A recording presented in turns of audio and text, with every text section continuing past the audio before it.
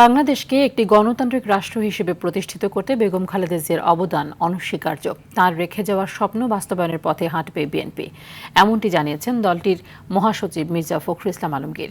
বেগম জিয়ার স্মরণ সভায় যোগ দিয়ে তিনি আরও বলেন, বাংলাদেশকে পেছনে টেনে নেওয়ার চক্রান্ত আছে, ঐক্যবদ্ধভাবে তা রুখতে হবে। আরও জানাচ্ছেন রুদ্র রফিক। সাবেক প্রধানমন্ত্রী ও বিএনপি চেয়ারপারসন বেগম খালেদা জিয়ার স্মরণে রাজধানীর একটি হোটেলে আলোচনা সভা ও দোয়া মাহফিলের আয়োজন করে international chamber of commerce Bangladesh. এতে যোগ দেন দেশের শীর্ষ ব্যবসায়ী সংগঠনের প্রতিনিধি সহ বিএনপি নেতারা।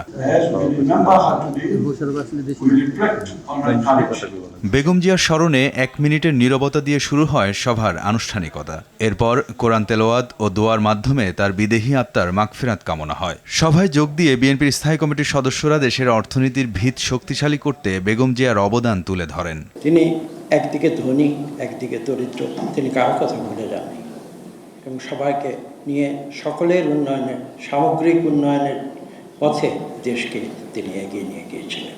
লাস্ট সরকার যখন ক্ষমতা ত্যাগ করে বিএনপি, গ্রোথ ছিল 7.06%। ওই ধারা অব্যাহত থাকলে maybe we should be growing at double digit today, হয়তো ওই ধারা অব্যাহত থাকে নাই। আমরা গর্তে পড়ে গেছি, এখন গর্ত থেকে আমাদেরকে উঠে আসতে হবে। বিএনপি মহাসচিব মির্জা ফখরুল ইসলাম আলমগীর বলেন, বেগম জিয়ার মৃত্যুর শোক শক্তিতে রূপান্তরিত করে এগিয়ে যাবে তার দল।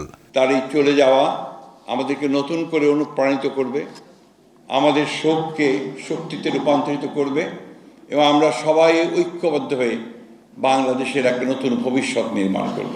বাংলাদেশকে আবার পিছনে টেনে নিয়ে যাওয়ার অনেক রকম চক্রান্ত আছে, কিন্তু সেখান থেকে আমাদেরকে উঠে দাঁড়াতে হবে। মির্জা ফখরুল আরও বলেন, অন্যায়ের বিরুদ্ধে বেগম জিয়ার আপোষহীন নীতি অনুসরণ করে দেশ গড়তে চায় বিএনপি। একাধারে তিনি ছিলেন একজন রাজনৈতিক দলের নেত্রী, একই সঙ্গে তিনি ছিলেন আবার গোটা জাতির নেত্রী। রুদ্র রফিক, RTV, ঢাকা।